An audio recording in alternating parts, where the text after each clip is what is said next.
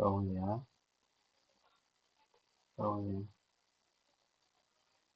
okay H2 ကိုကျွန်တော်10 mm ထားလိုက်မယ်နော်နောက်ပြီးတော့ကျွန်တော်တို့ wire frame test မှာကျွန်တော်တို့ဒီမှာချားမယ် standard Central European ဒါလည်းပဲသုံးရအဆင်ပြေနော်ဗျာပြီးပြီဆိုလို့ရှိရင် test က 1-500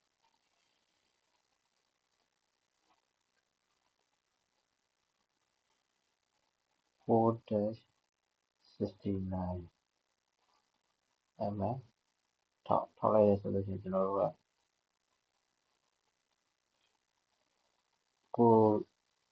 နည်းနည်းလေးရွှေ့ခြင်းနဲ့ပြုခြင်းနဲ့ဆိုလို့ရှိရင်ဒီ condition မှာပဲနောက်ဒီမှာလာယူလို့ရတယ်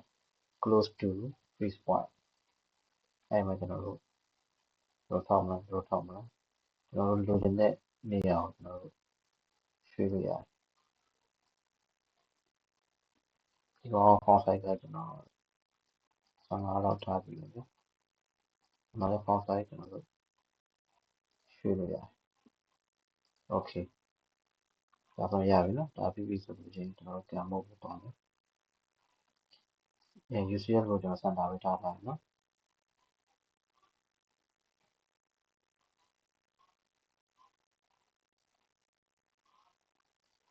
setup but stop to but ဒါပြီးပြီဆိုလို့ရှိရင် procedure ထဲမှာကျွန်တော်တို့က 2.5 profile open counter ဘာလို့လဲဆိုတော့ကျွန်တော်ဒီ profile တွေက desk ကအဖွင့်ဖြစ်နေတဲ့အတွက်ကြောင့်ကျွန်တော်တို့က open counter ယူမယ်ဒါပြီးပြီဆိုလို့ရှိရင်နောက်ဆုံး page ကျွန်တော် geometry လေးကိုသွားဒါပြီးပြီဆိုရင် control တွေကနေပြီးတော့ဒီ multi counter ကနေပြီးတော့တစ်ချက် click လိုက်မယ် click ပြီးပြီဆိုလို့ရှိရင် select page ဒါဆိုလို့ရှိရင်ကျွန်တော်အကုန်လုံး select ပေးလိုက်ပြီဒီနေရာမှာကျွန်တော်တို့ catalogation မှာထား image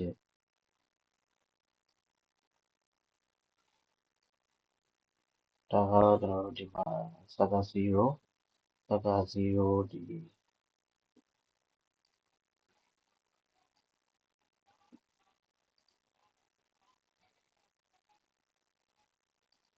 Saga 0ကျွန်တော်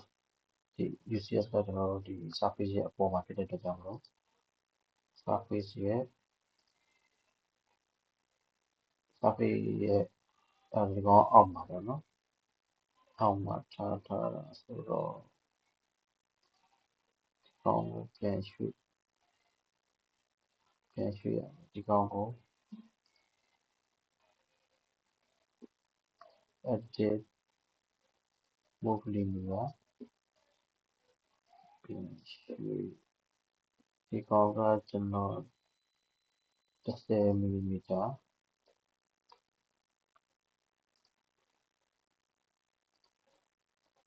တင်ထားတဲ့အတွက်ကြောင့် -10 ဒါဆိုရင်ကျွန်တော်တို့ UCS ကဒီ surface ပေါ်မှာဖြစ်သွားပြီ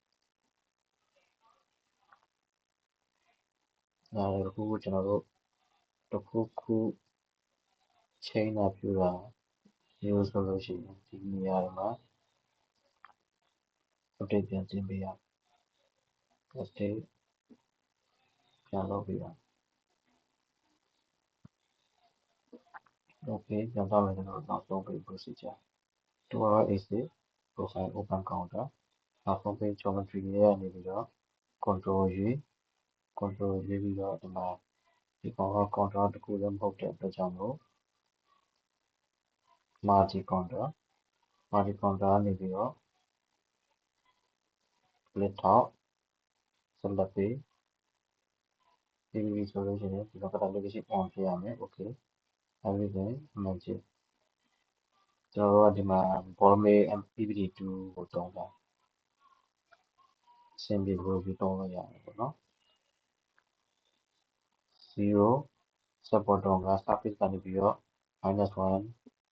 အကွာအဝေးကိုကျွန်တော် tab ကိုကျွန်တော် -1 ထားတာ down step ကိုလည်းကျွန်တော်တစ်ခါပဲဆင်းထားမှာပေါ့နော်ဒီနေရာမှာကျွန်တော်တို့အကြောင်းလေးတွေလုပ်လို့ရတယ်ပေါ့နော်ဒီနေရာမှာကျွန်တော်တို့က down step ကို0.5 ထားလိုက်ရတယ်နော်ဒါပြီးပြီဆိုလို့ရှိရင်ဒီရှိတာကဒီ approach တွေ extension တွေမှာအကုန်လုံးက0ဖြစ်နေတာပေါ့နော်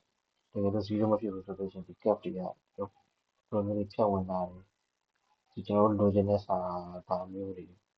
မရအောင်ဖြစ်သွားမှာနော် okay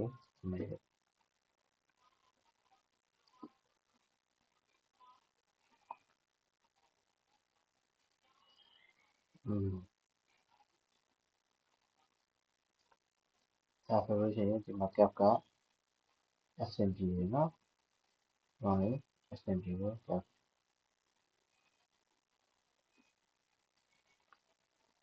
အဲ့ဒါပြီးပြီဆိုလို့ရှိရင်ကျွန်တော်တို့ကဒီကောင်ကိုဒီ navigator ရဲ့ဒီ August machine simulation မှာsimulation run ကြည့်မယ်ဆိုတော့ကျွန်တော်ဒီ not stop ကျွန်တော်လေးကို image လေးထားထားမယ် image လေးထားပြီးတော့ကျွန်တော်ဒီကောင်ကိုဒီ motion speed ကိုကျွန်တော်တို့ကနည်းနည်းပါ short ထားမှာနော် short ပြီးတော့ဒီကောင် run ကြည့်ဒါနဲ့တင်ကြည့်ဒါဆိုလို့ရှိရင် okay ပါပြီနော်ဒါလည်းဆိုလို့ရှိရင်ဒီမှာ simulation report ကိုကြည့်ကြည့်မယ်ဆိုလို့ရှိရင်လည်းဒီကောင်ကအဆင်ပြေတယ်ဒီကောင်ကပြဿနာမရှိဘူးအဆင်ပြေတယ်ဆိုလို့ရှိရင်ကျွန်တော်တို့ okay ပါ